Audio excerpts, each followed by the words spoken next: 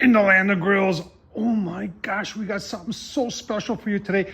This is from Weber. This is brand new for 2026. This is their brand new premium Kettle 22-inch grill, folks. And this is so new that it's not even on anybody's websites yet. That's right. And it really is all about the legs. For years, people have been saying, you know, come on, Weber, can you redo the leg thing? Now, what they did, they just took, kettle's the same, but take a look at the legs. Oh my gosh. And they color matched the wheels to the kettle. And then that black and orange. I'm telling you what, folks, we're going to take a deep dive into this, give you a look-see. Oh man, it's going to be so good. Let's get started. Take a walk around here. There's a lot to take in because they've done some really impressive things. First of all, those caster wheels, 5-inch on the caster wheels, folks. If you're wondering what the total height is to here, it's 35 inches. To the grill grate, it's 33. So some of the premium ones are 32 inches, so they give you another inch. But they've taken the stance. See that? Taking the stance and taking it out so it's not so tippy anymore. That's heavy duty steel there. Look at that bottom grate. It's a useful bottom grate compared to what that is right there. I'll tell you what, this thing is really, really impressive. And if you think Weber came up with this, oh man, I'm telling you what, folks, you're wrong. Spider Grills did though, and I'm going to show you more about that. Let's take a look at this is from Spider Grills.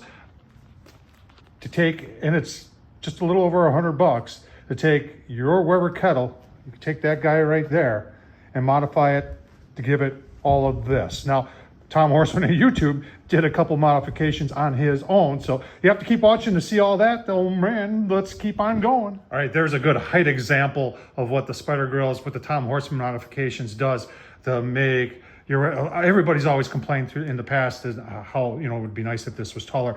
Folks, if you want to support the channel, because none of this gets sent to me. I purchase all this on my own. The Spider Grills doesn't support me. Weber doesn't support me. Tom Horsman supports me. That's about it. If you want to support the channel, thumbs up, leave a comment. Hey, you know, if you could subscribe, if you haven't subscribed, please subscribe. And if you really want to support the channel, super thanks down below. Buy me a beer. Let's get on with the modifications. All right, we're down in the shop. We're going to start the modifications to make this thing fit on a Weber kettle. And I do apologize for the mess. Christmas is upon us. And Papa's busy making puzzles for the grandkids. Anyway, so one of the things when I bought it, and I had a sneaky suspicion because I kept saying that it only works when you're using the Venom, and it does say if you have a premium Weber kettle, you need to install a Spider Grill's Venom controller or a Spider Grill's adapter ring to use the kettle card. Now, I cannot find this adapter ring that they're talking about, unless it's the adapter ring that comes with the Venom. I'm not sure, but I don't have that, and it says it's not going to work with the premium. And if you're wondering what a premium is, now a premium is going to be the ones that have that with the ash catch here. Let's just go take a look at the collection here in the basement. Do you remember this guy? Therefore, we have that from the 1950s. Oh man. So if you have, well, this is an 80s and it's a Dr. Pepper, but if you have an ash catch like that, it's going to work. There's a 1970s. I'm sure it would work, but if you have an ash catcher like that, it's not going to work. So let's see what we can do to make it work. So this is, and it's brilliant design by our friends from Spider Grills, but it takes and moves the legs out, which will change the center of gravity. But with this big collar on there, this, as you can see, ain't gonna fit. So we need to make this opening wider in order to make this fit. They did leave, and you're saying, well, what about the tab there? Does it work with the tab? Well, if you take this off here, I should be better prepared.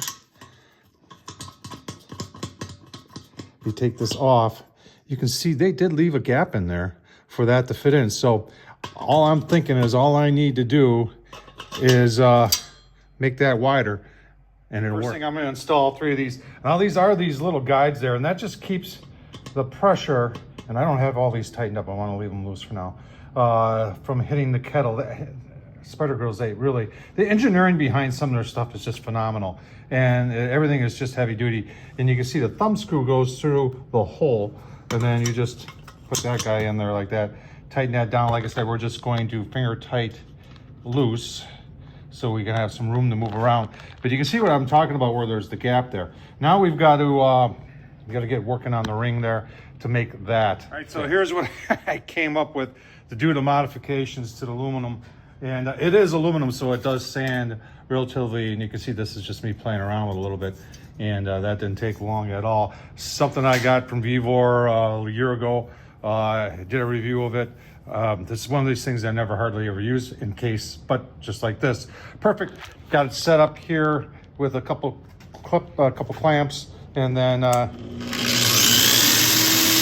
just like that. I think that's OSHA approved, but it's going to work for here in the home workshop. Let's get the grind. All right, so remember, this is just trial and error for me. If it doesn't work for me, then you'll know not to try it yourself. So I am getting the opening wide enough to get this through there, but now it's hitting on the tab. I have taken and bent this guy a little bit, because the theory is once I get them started in the groove down there into that slot, once I get all three of them started, then I just a little friendly persuasion, a little tippy tap tap, and should be good. So we'll keep on grinding, give you a look.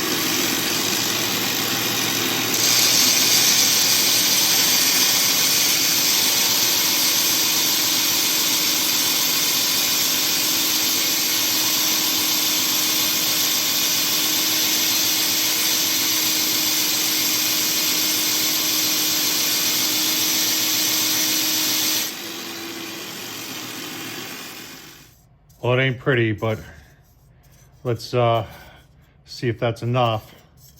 Remember, I got to bend down these tabs. Like I said, I just want to get them started. And then because it's aluminum, I should be able to tap them into place. Should. All right, that's a better fit than I thought I was going to get on the first try. I still got to tap them in. You can see that one right there. It's ready to go in. So we're just going to take and give them a little tap and see if we can't get them set in there. And if that works, then I think we're home free. All right, got them in there. I ended up using a screwdriver and a hammer to bang and to get them seated, but as you can see, it ain't going anywhere. All right, so now we're on to step 3, but once again, we want to do some more modifications. Remember, because this takes it out and takes it lower, that you lose some height here. And we want to keep, biggest complaint a lot of people have ever had with the traditional Weber grills is that how low they are.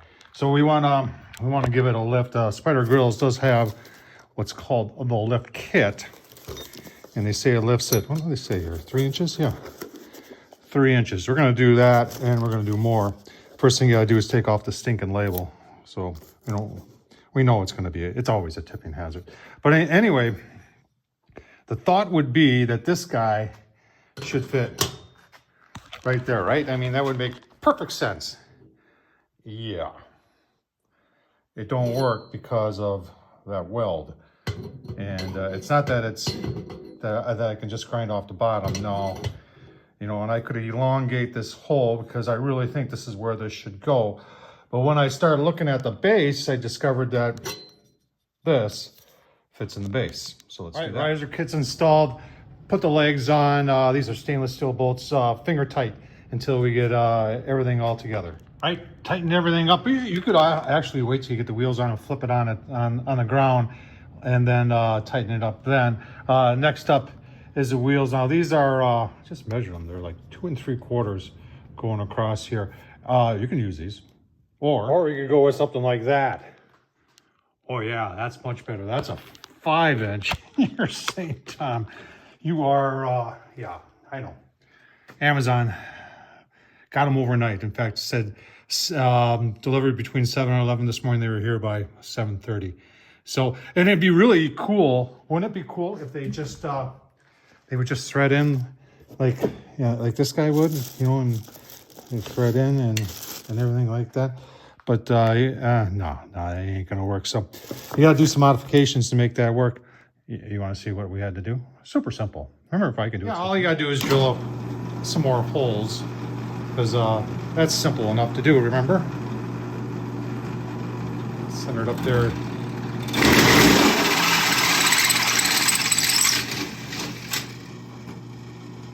Yeah, just like that. You know, remember, if I can do it, so can you. And it does come with nuts, so we can take a little touch-up paint in there, and then super simple. If I can do it, so can you. And there it is with the new nut on. They did come with nuts, which is nice. Just drilling them out, then just use a deep socket there to get it started, and then they do give you a wrench right there, so you can hold on to that guy down there and give this little tight back onto the wherever it'll go. Well, there she is. Ain't she a beaut? Tell you what, Weber, that's, you know, if Weber were to make this, it'd probably take this grill over $1,000. This was, like I said, you don't have to do everything that I did. The regular kit from Spider Grills is only about 120 bucks. You saw the wheels, what I paid for that, I think about 40. And then the extension kit, you know, took the whole thing to about 33 inches till grill grade level, which I think a lot of people would like. So Tom Horsman, YouTube, thumbs up. Like I said, if you want to support the channel, super thanks down below. Thanks for watching, folks.